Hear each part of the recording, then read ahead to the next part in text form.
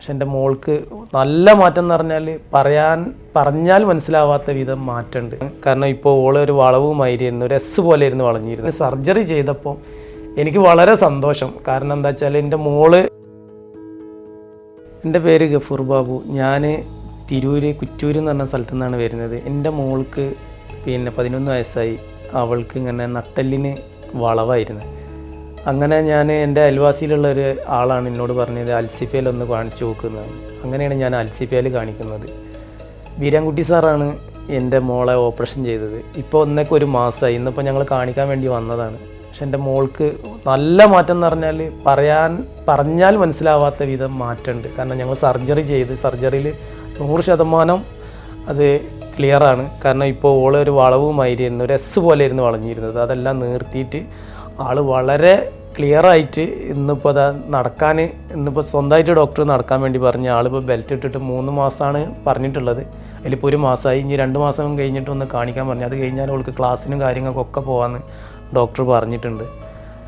എൻ്റെ സ്വന്തം അഭിപ്രായമാണിത്. കാരണം ഇങ്ങനെയുള്ള കുട്ടികളെ നിങ്ങൾ ചികിത്സിച്ചത് മാറ്റണം. കാരണം എന്താണെന്ന് പറഞ്ഞിട്ടുണ്ടെങ്കിൽ പല സ്ഥലത്ത് നമ്മൾ കണ്ടിട്ടുണ്ട് ബെൽറ്റ് 60% കഴിഞ്ഞാൽ കുട്ടികൾക്ക് ബെൽറ്റുമ്പോൾ അത് മാറില്ല എന്നാണ് ഡോക്ടർമാർ തന്നെ പറഞ്ഞത്. ഞാൻ ഒരുപാട് സ്ഥലത്ത് എൻ്റെ മോളെ കൊണ്ടുപോയിട്ടുണ്ട്. പക്ഷെ അവിടെ നിന്നൊക്കെ എനിക്ക് ഈ ഡോക്ടർ ഇങ്ങനെ പറഞ്ഞപ്പോൾ എനിക്ക് വളരെ മനസ്സമാധാനം കിട്ടി.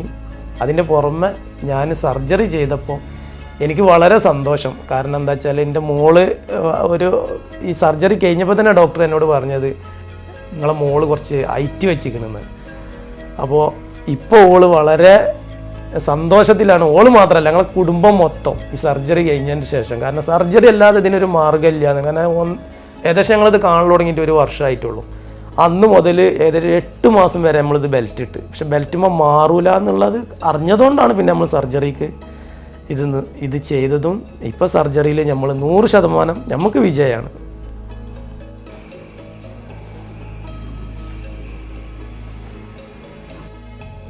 ഈ മോൾ എൻ്റെ അടുത്ത് വന്നപ്പോൾ 11 വയസ്സാണ്. അവർക്ക് നട്ടെല്ല് വളവ് സ്കോളിയോസിസ് എന്ന് പറഞ്ഞ ഡിസീസായിട്ടാണ് വന്നത്. അപ്പോൾ അവർ പുറമെ കണ്ട് ചികിത്സിച്ച് ബെൽറ്റൊക്കെ ഇട്ട് അസുഖം മാറാതെയാണ് എൻ്റെ അടുത്ത് എത്തിയത്. അപ്പോൾ ഞാൻ ഇവിടുന്ന് എക്സ്റേ എടുത്തു, അതുപോലെ MRI എടുത്തു. MRI എടുത്ത് നോക്കുന്ന സമയത്ത് അവരെ സ്കോളിയോസിസ് കർവ് ഏകദേശം ഒരു 90 ഡിഗ്രിയോളം ഉണ്ട്. അപ്പോൾ സാധാരണഗതിയിൽ എല്ലാവരും മനസ്സിലാക്കേണ്ട ഒരു കാര്യം, ഈ സ്കോളിയോസിസ് എന്ന് പറഞ്ഞ കണ്ടീഷൻ നമുക്കൊരു പരിധി വരെ ബെൽറ്റ് ഇട്ട് ചികിത്സിക്കാം. അത് 20 മുതൽ 40 ഡിഗ്രി വരെയാണ് അതിൻ്റെ കണക്ക്. 40 ഡിഗ്രി കൂടുതൽ ബെൽറ്റ് ഇട്ട് കഴിഞ്ഞാലും അത് പിന്നീട് പ്രോഗ്രസ് ചെയ്ത് പോവുകയാണ് ചെയ്യുക. അപ്പോൾ ഈ കുട്ടിക്ക് 40 ഡിഗ്രി കൂടുതലുണ്ടായിരുന്നു. അതുകൊണ്ടാണ് ബെൽറ്റ് ഇട്ടിട്ടും ക്യൂർ ആവാഞ്ഞതും. പിന്നെ അതുപോലെ തൊലിയിൽ പൊട്ടലൊക്കെ വന്നിരുന്നവർ ബെൽറ്റ് ഉപയോഗിച്ചിട്ട്. അപ്പോൾ അവരോട് ഇതിൻ്റെ പിന്നീട് നെക്സ്റ്റ് ട്രീറ്റ്മെൻറ്റ് സർജറി ആണെന്ന് പറഞ്ഞു. അപ്പോൾ അവർ അപ്പോൾ തന്നെ വില്ലിങ് ആയി. നമ്മൾ അഡ്മിറ്റ് ചെയ്ത് സർജറി ചെയ്യുന്ന സമയത്ത് നമ്മൾ ന്യൂറോ മോണിറ്ററിംഗ് എന്ന് പറഞ്ഞൊരു ടെക്നിക്ക് ഉപയോഗിച്ചിരുന്നു. അതെന്താണെന്ന് വെച്ചാൽ നമ്മൾ ഈ സ്പൈൻ സർജറി സേഫായിട്ട്, പ്രത്യേകിച്ച് കുട്ടികളിലൊക്കെ സേഫായിട്ട് ചെയ്യാനുള്ളൊരു ടെക്നിക്കാണ്. അതിൽ നമ്മൾ ഹാർട്ടിൻ്റെ ഒക്കെ ECG എടുത്ത് ഹാർട്ടിൻ്റെ ഫങ്ഷൻ നോക്കുന്ന പോലെ നട്ടെല്ലിൻ്റെ ഞരമ്പിൻ്റെ ഫങ്ഷൻ നമുക്ക് അപ്പം സർജറി ചെയ്യുന്ന സമയത്തും സർജറി കഴിഞ്ഞാലും അറിയാനായിട്ട് ഈ ന്യൂറോ മോണിറ്ററിങ്ങിലൂടെ സഹായിക്കും. അതുകൊണ്ട് തന്നെ കാലിലേക്കുള്ള തളർച്ച, ബലക്കുറവ്, പിന്നീട് നടക്കാൻ പറ്റായി അങ്ങനത്തെ സാധ്യതകളൊക്കെ വളരെ കുറവാണ്. അപ്പോൾ അങ്ങനെ സർജറി കഴിഞ്ഞു 2 ദിവസം കൊണ്ട് തന്നെ നടത്തിച്ചു. ഒരു 4-5 ദിവസം കൊണ്ട് തന്നെ അവനവൻ്റെ കാര്യങ്ങളൊക്കെ ചെയ്യാൻ പറ്റുന്ന രീതിയിലാക്കിയിട്ടാണ് ഇവിടുന്ന് ഡിസ്ചാർജ് ആയിട്ടുള്ളത്. ഇപ്പോൾ അവൾ 1 മാസം കഴിഞ്ഞു. അവളുടെ കാര്യങ്ങളെല്ലാം ചെയ്യുന്നുണ്ട്. എക്സ്റേ എടുത്തതെല്ലാം കർവ് നല്ലൊരു ശതമാനത്തോളം കുറഞ്ഞിട്ടുണ്ട്. അവളെ വളവ് നല്ലപോലെ നിർന്നിട്ടുണ്ട്. അപ്പോൾ ഇനിയിപ്പോൾ 1 മാസം കൂടെ കഴിഞ്ഞ് ഒരു എക്സ്റേയും കൂടെ എടുക്കും. അതൊക്കെ കഴിഞ്ഞ് ഓക്കെ ആണെന്നുണ്ടെങ്കിൽ സ്കൂളിൽ ഒക്കെ പോകാൻ പറ്റുമെന്നാണ് വിചാരിക്കുന്നത്.